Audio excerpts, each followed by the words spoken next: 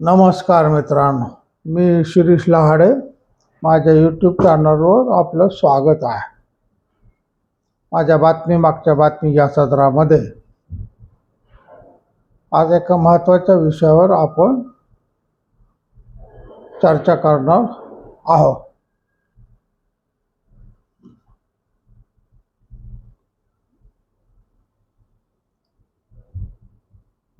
गेली 10 दिवस महाराष्ट्रामध्ये शरद पवार, अजितदादा पवार, सुनेत्राताई पवार, राष्ट्रवादीचं विलिनीकरण याच्यावर अनेक चर्चा, अनेक लेख, अनेक वक्त्यांची भाषणं आपण ऐकलेली असतील.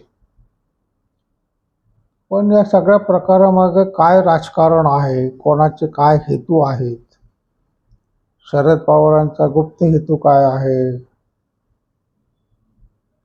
सुनील तटकरेंचा हेतू काय आहे, देवेंद्र फडणवीसांचा हेतू काय आहे, हे समजून घेणं खूप मजेशीर राहील आणि तुम्हाला ते समजावं अशी माझी इच्छा आहे. 28 जानेवारीला अजितदादांचा विमान अपघातामध्ये मृत्यू झाला. त्याच्या अगोदर नगर परिषदेच्या निवडणुका झाल्या. त्यावेळेस अजितदादा आणि शरद पवार हे दोन्ही काँग्रेसचे वेगवेगळे लढले.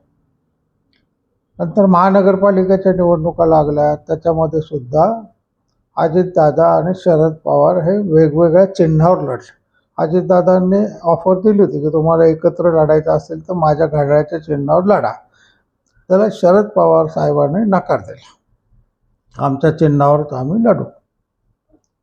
त्या महानगरपालिका निवडणूक म्हणजे शरद पवारांच्या राष्ट्रवादी काँग्रेसचं बरंचसं वाताहत झाले. मग विलिनीकरणाची जर तयारी असती तर ते दोघं एकत्र पक्षात एका चिन्हावर लढले असते. म्हणजे अजितदादा पवार होते तोपर्यंत विलिनीकरणाचा काही विषय होता असं काही ठोसपणे पुढं आलेलं नाही. अजितदादांची इच्छा होती, त्यांनी ऑफरही दिली, लढायचं झालं तर आमच्या पक्षात विलीन व्हा पण सगळी सत्ता माझ्याकडे राहा. त्याला शरद पवार, सुप्रियाताई सुळेंचा काही पाठिंबा नव्हता.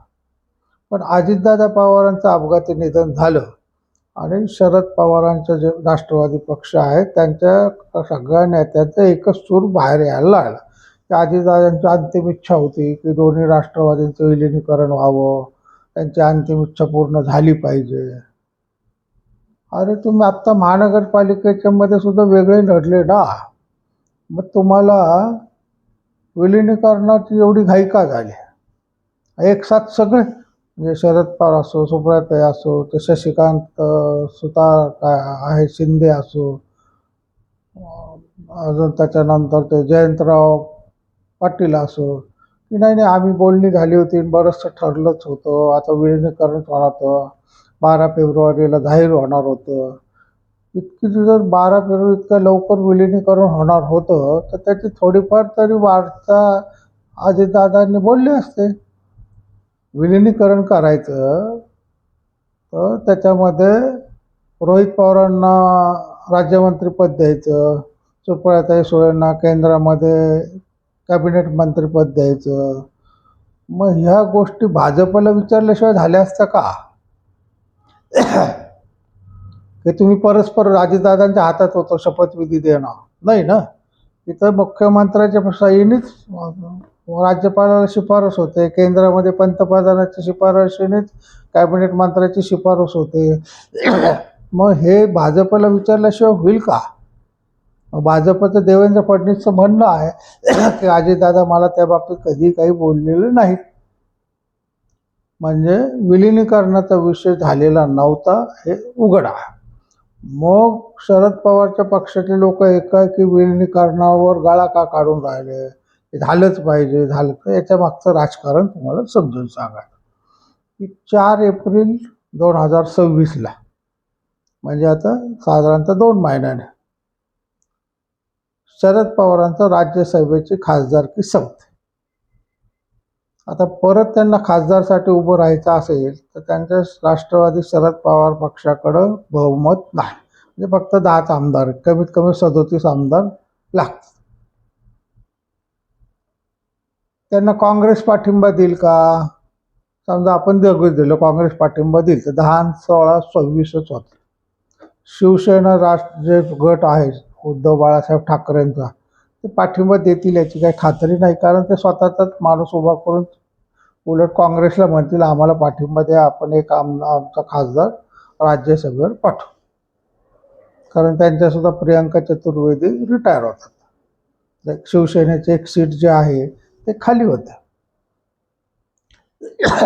त्याच्यामुळे शरद पवारांना पुन्हा खासदारकी पाहिजे असेल राज्यसभेवर, तर अजितदादा पवारांच्या आमदारांची गरज आहे. म्हणजे त्यांचे 41, यांचे 10, 51 आमदार होतात आणि शरद पवार राज्यसभेवर पुन्हा बिनधास्त निवडून जाऊ शकतात.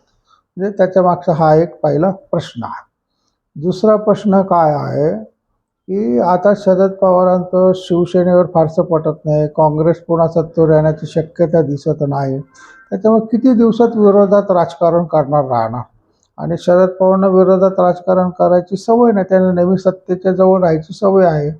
त्यांच्या मुलीला आपल्या आयुष्याच्या अगोदर संपण्यापूर्वी मुलीला कॅबिनेट मंत्री करणं ही त्यांची इच्छा आहे. मग जर विलिनीकरण झालं तर आपले 8 खासदार NDAला विलीन होतील आणि सुप्रिया सुळेंना केंद्रामध्ये कॅबिनेट मंत्रीपद मिळू शकतं, ही त्यांची इच्छा आहे. मग आता ठीक आहे, या गोष्टीला आपण गृहीत धरल्या की या दोन्ही गोष्टी करू. पण आता अजितदादा जर असते तर अजितदादाच संपूर्ण विलिनीकरण झाल्यानंतर पक्षाचे अध्यक्ष राहिले असते, सत्ता त्यांच्या ताब्यात राहिली असते आणि त्यांनी मान्यता दिली असते की महाराष्ट्राचं राजकारण मी पाहिजे, त्याच्यात लुडबुड नको, केंद्रामध्ये सुप्रियाताईंना जाऊ द्या. पण आता अजितदादा नसल्यानंतर मग विलिनीकरण झालेल्या पक्षाचं अध्यक्षपद कोणाला द्यायचं? तर अर्थातच शरद पवार मोठे आहेत म्हणून त्यांना द्यावं लागेल. त्यांना दिलं की सुप्रियाताईंचे आपोआपच अधिकार चालू होतो. आणि हेच नेमकं राष्ट्रवादी जे अजितदादा पवारांचा गट आहे त्यांना नको. का ते फुटून का निघाले? तर सुप्रियाताईंचं वर्चस्व नको, शरद पवारांची धरसोडवृत्ती नको म्हणून तर ते बाजूला झाले ना. अजितदादांच्यावर विश्वास ठेवून अजितदादा अचानक निघून गेल्यामुळे ते लोक पोरके झाल्यासारखे झाले. पुन्हा शरद पवारांच्या अंडर जाऊन काम करायचं तर त्यांना ते नको होतं. त्याच्यामुळे त्यांनी सुनेत्राताईंना जेव्हा अंत्यविधी झाल्याबरोबर त्यांची गाठ घेतली, त्यांना समजून सांगितले की राजकारण असं आहे, आपण जर उशीर केला तर 10-12 झाल्यावर विधी करू असं जर ठरवलं तर येत्या 10-12 दिवसात आपल्या आमदारांना फोडलं जाईल, आमदारांवर दबाव टाकला जाईल आणि हे सगळेजण शरद पवारांच्या दावणीला बांधले जातील. त्याच्यामुळे तातडीने सुनेत्रा पवारांनी 4थ्या दिवशी जाऊन शपथविधी घेतला, त्यांची गटनेतापदी निवड झाली आणि संपूर्ण अधिकार त्यांना देण्यामध्ये आले. त्याच्यामुळे जो अजितदादांचा राष्ट्रवादी पक्ष होता तो सुनेत्राताईंच्या नेतृत्वाखाली पुन्हा एकसंध झाला. आणि त्याच्यामुळे काय झालं, शरद पवार, सुप्रियाताई सुळे किंवा त्यांच्या राष्ट्रवादी काँग्रेसचे सगळे मनसुबे जे होते ते मातीमोल झाले. हा एक पैलू. दुसरा पैलू जो आहे भाजपचा. आता भाजपचा पैलू काय होता, जेव्हा अजितदादा पवार होते त्यांनी विलिनीकरणाचा विषय काढला असेल तर त्यावेळेस देवेंद्र फडणवीस म्हणा किंवा केंद्रातले मोदी, अमित शहा यांनी पाठिंबा दिला असेल की काय हरकत नाही, बा तुम्ही प्रमुख तुम्ही होत असाल तर ते 8 खासदार आपल्याला भेटतील आणि तुमची सत्ता तर आमचं काय हरकत नाही विलीनीकरणाला. पण अजितदादा गेल्यामुळं परिस्थिती बदलली. आता शरद पवारांना पुन्हा मोठं होऊ देणं भारतीय जनता पक्षाला चालणार नाही. कारण राष्ट्रवादी काँग्रेस फोडायचं मुख्य कारण काय होतं, तर शरद पवारांना धाडा शिकवणं. कारण त्यांनी 2019ला जे उद्धव बाळासाहेब ठाकरेंबरोबर एकत्र येऊन सरकार स्थापन केलं त्याचा सूड म्हणून तर शिवसेना फोडली गेली, राष्ट्रवादी काँग्रेस फोडली गेली. आता पुन्हा राष्ट्रवादी एकत्र करून शरद पवारांना मोठेपण देणं ते भाजपला मान्य होणार नाही. त्याच्यामुळे त्यांनी सुद्धा देवेंद्र फडणवीसांच्या मार्फत सुनेत्राताईंना सूचना दिली की तुम्ही वेगळे राहा, तुम्हाला शपथविधी घ्या आणि पक्षाचं काम तुम्ही तुमचं पहा.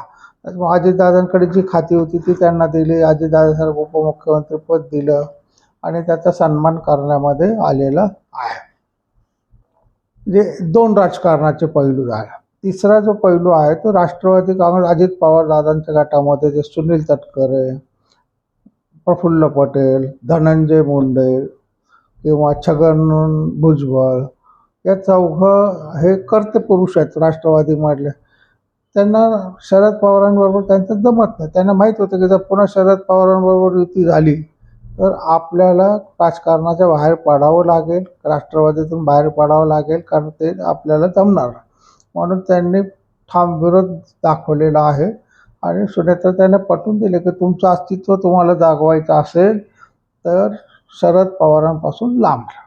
आणि त्याच पद्धतीने सुनेत्राताईने तातडीने शपथ घेतली. लोकांची जी टीका आहे, थांबल्या का नाही, 15 दिवसांनी घेतलं असतं काय झालं असतं, तर काय झालं असं त्यांना माहिती.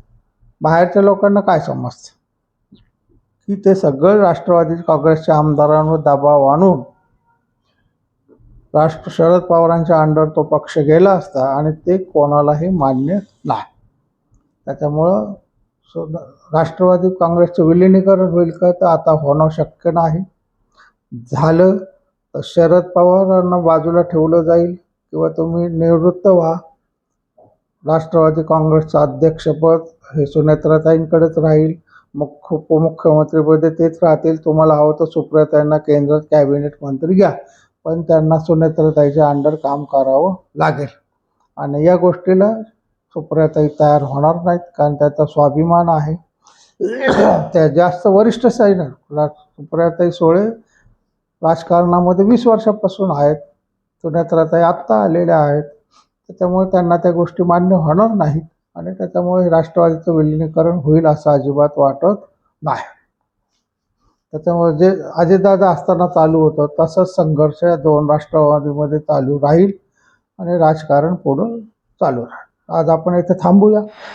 माझ्या यूट्यूब चॅनल सबस्क्राईब करा, लाईक करा, शेअर करा. रामकृष्ण.